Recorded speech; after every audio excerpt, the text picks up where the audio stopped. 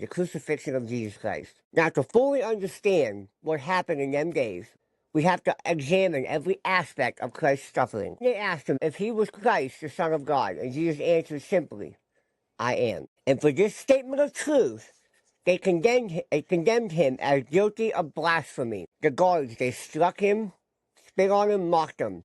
They blindfolded him and beat him, saying, prophesy. Prophesy who hit you. And then they whipped him with multiple strands of leather, each embedded with a piece of a bone or metal that they used to flog him.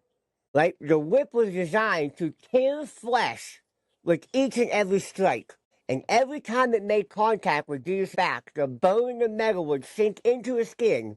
And when the soldier pulled it back, chunks of flesh were ripped from his body, exposing muscle and hanging flesh and even bone. Each strike of that whip sent a wave of excruciating pain through Jesus' body. The blood loss was so severe, and many prisoners didn't make it past the scourging phase. By the time they are finished beating Jesus, and by the time they finished, Jesus' back was no longer recognizable as human flesh. Isaiah 52:14 prophesied this. His appearance was so disfigured beyond that of any human being, and his form marred beyond human likeness. The scourging fulfilled the ancient prophecy in a horrifying detail. Now, at Golgotha, they laid Jesus on the cross. The soldiers took iron nails roughly 5 to 7 inches long, about 3/8 of an inch thick in diameter, and they drove them through his wrists, not his palms, like people think.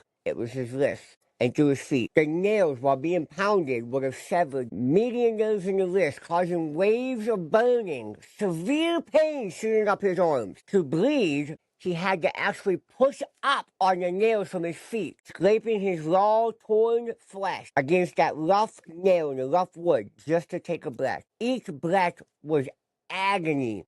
Inhalation required excruciating effort. The position of crucifixion made it nearly impossible to fully exhale. The religious leaders were mocking him. If he saved others, let him save himself if he is Messiah. Then, at the 9th hour, which would have been about 3 o'clock, Jesus cried out in a loud voice, my God, why hast thou forsaken me? This was the moment, the exact moment when Jesus, who knew no sin, became sin for us. Every sin ever committed, every evil thought, every wicked deed, every crime against heaven, past, present, and future, was placed upon his shoulders.